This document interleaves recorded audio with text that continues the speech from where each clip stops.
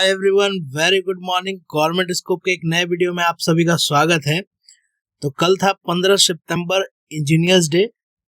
सभी ने एक जोरदार प्रदर्शन किया है विश्वेश्वरैया भवन पे। किसको लेकर? 25% वेटेज को लेकर। तो ये एक बहुत बड़ी उपलब्धि है सारे फ्रेशरों के लिए। उन्होंने एक जबरदस्त, मैं कल जा नहीं पाया था, वीडियो देख रहा था, जबरदस्त प्रदर्शन था। हो सके तो सरकार इस पे जरूर से जरूर एक्शन लेगी, कुछ ना कुछ जोरदार, असरदार। क्या सरकार मानेगी आपकी बात? कमेंट सेक्शन में जरूर बताइएगा। हाँ, ये जो बात था 25% वाला, तो इसमें एक न्यू वैकेंसी अभी निकली है 88/2025, जो कि साइंटिस्ट के लिए निकाला गया है एनवायरमेंट में। वहां भी ये 25 मार्क्स का प्रावधान दिख रहा है। अब उसमें क्वेश्चन ये आ रहा, मैंने एक वीडियो डाला था तो उसमें क्वेश्चन बहुत लोग ये कर रहे थे कि सर 25 मार्क्स है, वहां पे परसेंटेज नहीं है। तो आइए उसको भी एक बार थोड़ा समझते हैं, उसके बाद कुछ केसेस का भी चर्चा करेंगे इसमें। तो पहले उसके एडवर्टाइजमेंट को देखें, एक मिनट। यहाँ पे एक सेकेंड, यहाँ पे वो चीज लिखा हुआ है, देखिए।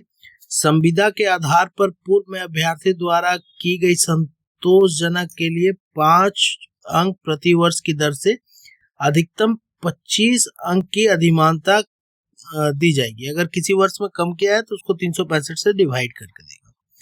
अब कमेंट में ये आ रहा है कि सर यहाँ पे 25 मार्क्स है, परसेंटेज नहीं है। तो अच्छा, मेरे को ये बताइए, ये है 100 मार्क्स का और ये है 300 मार्क्स का। टोटल मार्क्स हुए आपके 400, ठीक है। अब इस 400 में वो क्या बोल रहे हैं, जो मेरिट निकालेंगे, जब वो मेरिट निकालेंगे तो यहाँ पे देखिए, लिखित परीक्षा में प्राप्त अंक एवं समान पद पर संविदा के आधार पर किए गए कार्यों की अधिमानता के प्राप्त अंक के आधार पर चयनित अभ्यर्थियों को मौखिक जांच हेतु आमंत्रित किया जाएगा। अब ये बताइए, अगर ये 400 नंबर है तो 400 को क्या वो 375 में कन्वर्ट करेगा और फिर 25 मार्क्स जोड़ेगा? आपको ऐसा लग रहा है? एक वैकेंसी में जहां 400 को वो 100 में कन्वर्ट कर रहा है और फिर उसको 0.75 से गुना कर कर फिर 25 को जोड़ रहा है। ये ऑलरेडी कर रहे हैं, वो जो भी एग्जाम ले रहे हैं बीपीएससी, उसमें ये चीज कर रहे हैं, उनका एक्सेल सेट है। तो आपको लगता है कि ये पद्धति वो अपनाएंगे? बहुत लोग बोल रहे हैं सर वो उसमें 25% नहीं है, आप ध्यान से पढ़िए, वो मतलब 25 मार्क्स है। तो हमारे केस में भी 25 मार्क्स है, लेकिन वहां पे दिक्कत क्या है कि वहां पे उन्होंने नोट में एक लिख दिया है कि भैया आपके जो भी मार्क्स आएंगे उसको हम पहले 100% में लाएंगे, उसको फिर 0.75 से गुना करेंगे और फिर 25 मार्क्स जोड़ देंगे वो एक्सपीरियंस के लिए, ठीक है।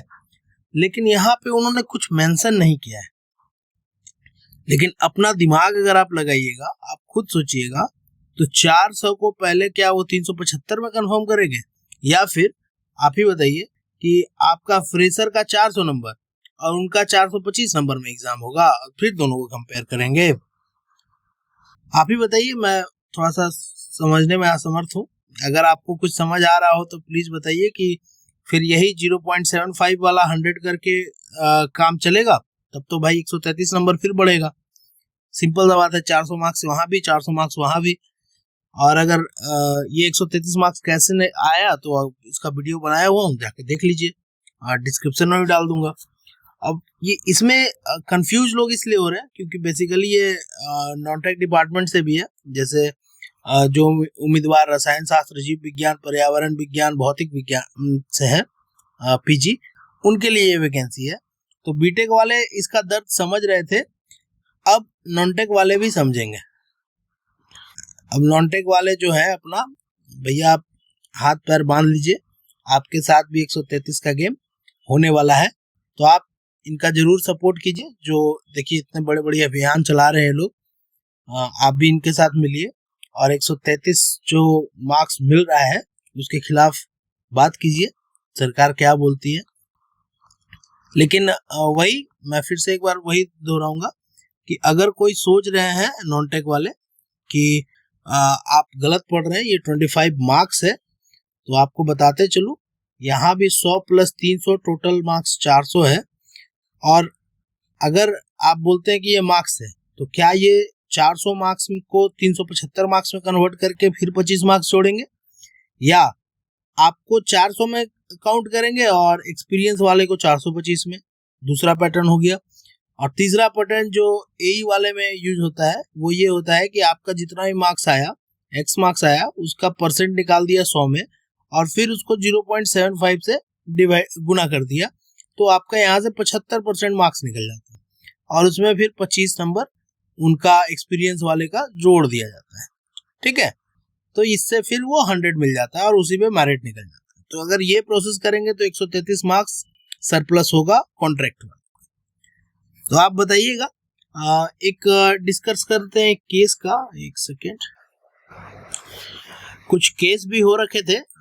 कुछ तो केस था आपका 2/2017 का, और कुछ केस था आपका 25% वेटेज का। ठीक है, तो जो 2/17 में थे उसके वीडियो में बहुत लोग कमेंट कर रहे थे कि क्या सर सारे पिटिशनर का हो गया है या नहीं हो गया है। तो मैं केस डिटेल कल देख रहा था, ध्यान से उतर गया था थोड़ा।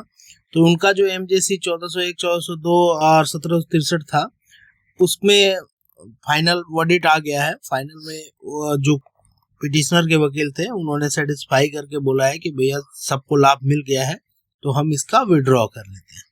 तो इसका मतलब जितने भी पिटिशनर थे उनको सबको जॉब मिल गया है। ठीक है, वो होता भी है। अगर आप पिटिशनर हैं और उनके पास वैकेंसी है, तो सबसे पहले अगर किसी को एडजस्ट किया जाता है तो पिटिशनर किया जाता है कि मामला वहीं पे खत्म हो जाए। दूसरा जो 25% वाला जो केस चल रहा है अभी 7266/2025 और 8695/2025, आई थिंक दोनों को मिला दिया जाएगा।